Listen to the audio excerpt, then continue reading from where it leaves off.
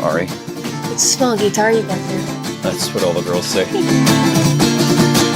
Dad is supposed to be here, so I would like to your wait. stall tactics, Ethan.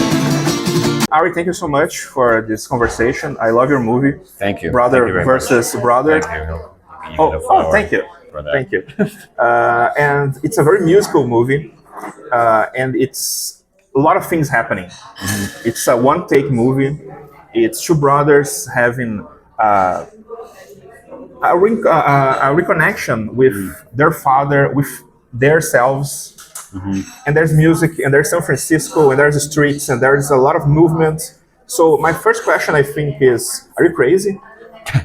Because it's are you saying a 90-minute real-time experience for the audience? You know, I wanted to, for a long time, I wanted to make a story about my relationship with my twin brother, about our music, incorporating our music. And I wrote a couple screenplays that were complex in different ways, but they were more traditional format. And then I realized that our dad might not live for very long. And I thought about and had seen some one-shot movies where the experience for the audience of living in real time for 90 minutes creates a emotional connection that traditional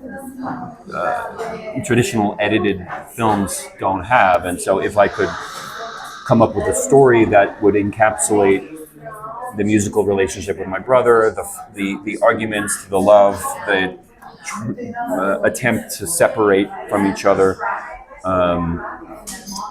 and then with like in Jaws, having a shark in the water the whole time, and the shark in the water the whole time is our father dead, and we're trying to find him. And so there was a really strong structural idea within which we could play, and so we could play in those 90 minutes, and there's funny songs, and there's fighting, and there's darkness, and there's love, and there's romance too, as I'm chasing this Dutch woman. And so I realized you could do a lot in 90 minutes, and sometimes in life there's an amazing 90 minutes, and so this is one of those. But it also is not extraordinary in the sense that like this could be any day in our lives, and that was important to me as well.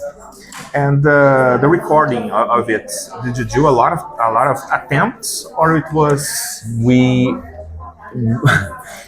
had some problems. I'll just say we had some problems in the streets. So we, because we're shooting this improvisation on the street with no permits, no. Oh, I noticed some ADR. That is completely okay, justifiable, because you're on the streets. You can't get a good audio in the streets of San Francisco. Climbing some big hills. So we did the best we could, given the environment. I mean, there were some people who tried to ruin our shot a couple times, but you soldier on. You soldier on. Yeah, we kept going. And so, like, one guy comes running at us. I don't know if you remember this, but we're crossing the street towards the strip clubs, the sex clubs and stuff in San Francisco, and this guy came running towards us, and in the movie he says "Niners," so he's like shouting for a sports team, but in reality he was like, "Hey, film me, man, film me!" And so I dubbed his voice to cover up that. I didn't notice that. I noticed another ADR with the girl. Actually, you're talking because there's some very good sound editing, because sometimes you're talking and then the camera pans to your brother. Yeah, so we spent a year doing the sound, and as we mentioned before we started the interview, my mixer also mixed this film. He mixed the re-release of Talking Making Sense, which is why I decided to work with him. And he was great, and it was just the two of us for a year. A 90 minutes shoot, but a year in editing. Yeah. So, because San Francisco was one of the main characters in the movie, and it was important to me that you feel the city, and so that was every sound, the foghorns, the cars, every single car, every single footstep, the sounds of Chinatown, the birds, flying by, each flat all of that was manually added by Jim McKee, who did the mix, or by me, who was doing a lot of sound editing. So it was it was intense. It was intense. But you shoot something live, and in terms of technology, these microphones are miraculous in the sense that we could shoot out in the street, and we got mostly real audio, and then we had to fix some of it.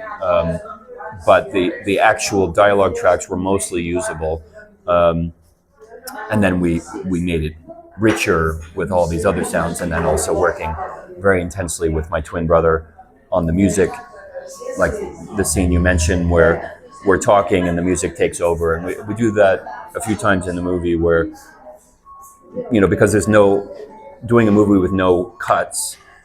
You still need to edit in your mind. Yes, you're editing firsthand, not afterwards. But you're editing with sound by changing the perspective. So, you and I are talking, and then the sound could suddenly be the sound of the birds outside in this room, and that would be like a cut, in a sense, like the camera could, filming us right now. You can do that if you're cutting this. Oh, I'll do it later. Yeah. But and then there were also edits in the form of camera movements. So there's a scene in a bar where my brother is trying to play some piano music, and he doesn't really want to do it, and he's feeling depressed, and then I'm hitting on this girl, and there's the guitarist of the band Weezer is trying to steal her from me, and there's a lot of different perspectives happening in this scene.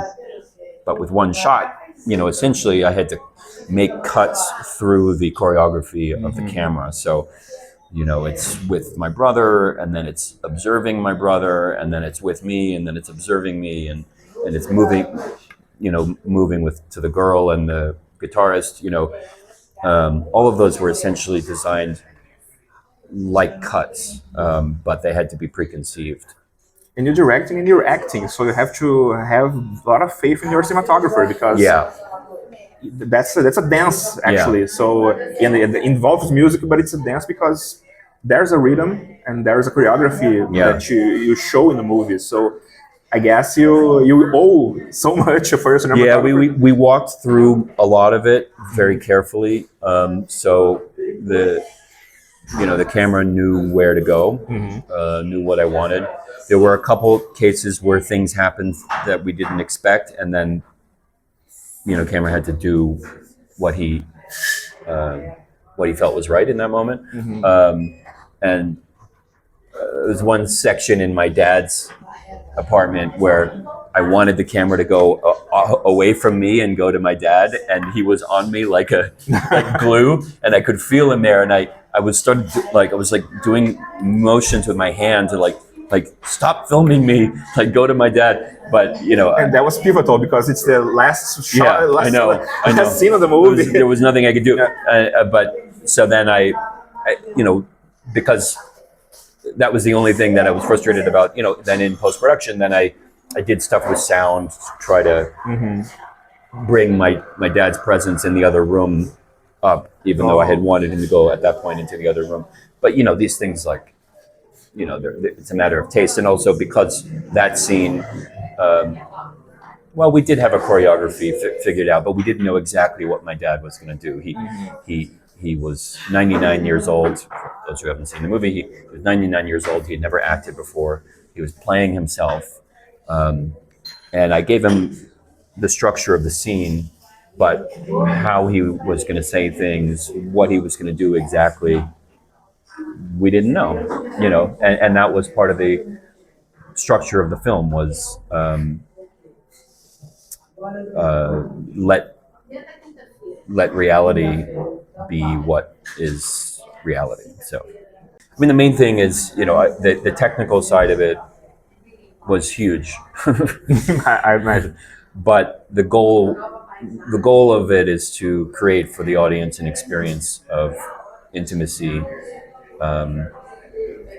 with their own lives. So, I've had people consistently talk about how at screenings that they end up thinking about their mother, or they think about their father, or they think about their sister.